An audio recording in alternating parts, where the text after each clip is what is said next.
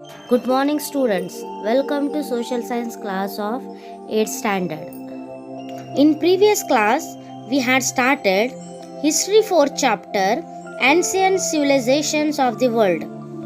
In the last session, we had learnt about the Egyptian civilization. Today, we are going to learn the Mesopotamian civilization and Chinese civilization. Mesopotamian civilization. The word Mesopotamia means the land between rivers. It was due to the two rivers, Euphrates and Tigris, that the West Asian barren land had become very fertile. So, it was the fertility of this area that attracted the people to it. Since food crops could be grown with little effort, the northern hilly tribes and the southern nomadic tribes of the desert tried to establish control over this area. Also, the most important area of the Mesopotamian civilization was southern part of the valley between the Euphrates and Tigris river, referred to as Babylonia. The northern part of Babylonia was called Akkad and southern part Sumer. The Hanging Garden were created on the banks of the river Euphrates around 7th century BC. The northern part of Mesopotamia was known as Assyria, and although there were many conflicts among the tribes to gain control over the fertile land, it eventually led to the emergence of strong race. Sumerians were the first ones to evolve a system of writing in Mesopotamia. Afterwards, Babylonians, Assyrians, and Persians used this system of writing which for 30 centuries, which was called cuneiform. Sumerians, the hilly tribe from north, were the first to enter Mesopotamia in 4000 BC. They were also the first ones to evolve a system of writing in Mesopotamia. They used to worship their gods on top of the hills. However, after coming to the plains, they built artificial hills and established their places of worship there. These were called ziggurat. They did not know to build stairs and therefore surrounded them with the sloping galleries. The Jews called these the Towers of Babel. The Sumerians were overpowered by the Akkadians, one of the tribes of the Arabian desert. These are known as Semites. They formed the first united empire where the city-states of the Sumer were united under one ruler. The Akkadians language replaced the Sumerian language during this time. After 1,000 years, the Akkadians were ruled over by the Amorites, another Semitic tribe. The most famous king of Amorites was Hammurabi, who built a beautiful palace for himself in Babylonia. He framed the codes of law in order to protect the rights of all sections of Babylonian society, especially women and slaves.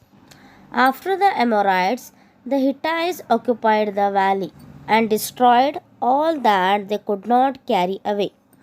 The Hittites were overpowered by the Assyrians, who were the follower of Asura, the desert god. The Assyrians occupied the whole of the West Asia and Egypt till about 7th century BC and collected taxes from all the people there. The Chaldeans were another Semitic tribe who re-established Babylonia in the 7th century BC and developed it into a prominent capital of that time.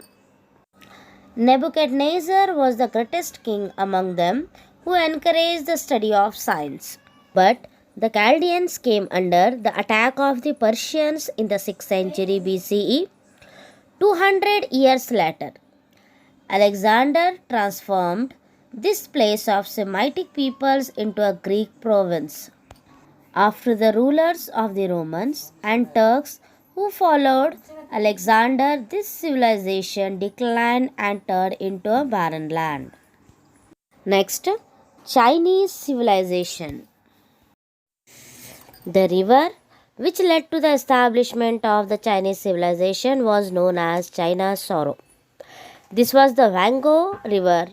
But after the floods, this river changed its course in an unpredictable manner and inundated houses and agricultural lands. It would render all the canals useless. This was the reason the people of that area referred to it as the symbol of sorrow. According to archaeological evidences, the first ruling family of the Chinese civilization was Shang dynasty.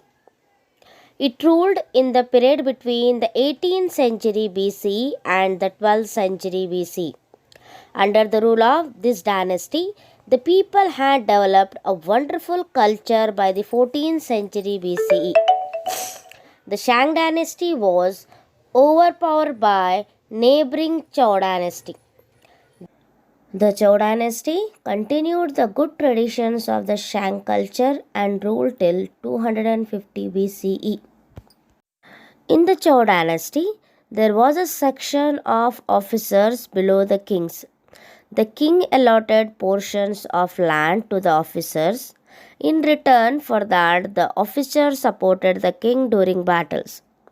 In the social stratification, the communities in the next level were the merchants and craftsmen. Apart from them, we can find a great majority of peasants as well. In the lowest strata or level of social hierarchy were the slaves. The prisoners of war were made slaves by the kings. The Shang kings spent quite an amount of time in conquest and battles. Hence, the army was in prominence. The soldier enjoyed a dignified place in society. Soldiers wore bronze helmets and metal armors. The bronze daggers, axes, bows, and iron tipped arrows which they used have been found. The people of the Shang dynasty depended on agriculture. They had a well organized system of irrigation. They used to grow plenty of rice. The Chinese used to wear thin cotton dresses. They used silk too and engaged in silkworm rearing. Silk manufacturing was a prominent industry. The Chinese used to make excellent pots and had learned to make various objects from porcelain. Porcelain is a ceramic material. It is a hard, shiny substance made by heating clay. It was a custom of the Chinese to worship their ancestors. They believed that a dead man became a spirit and that spirit had special powers. The dead body was buried along with various wooden articles, pots, bronze vessels, and other objects.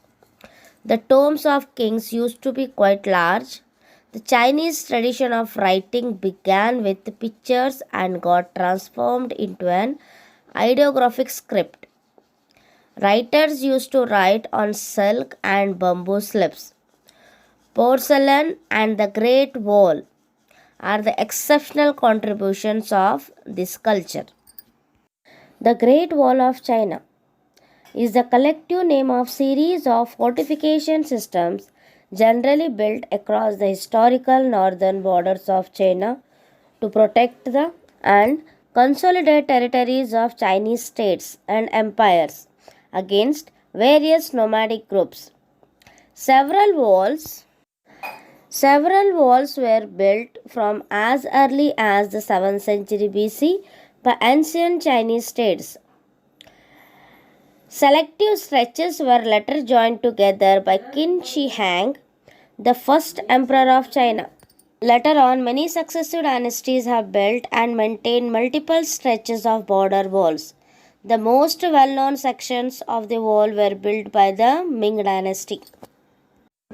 Today we have completed the chapter.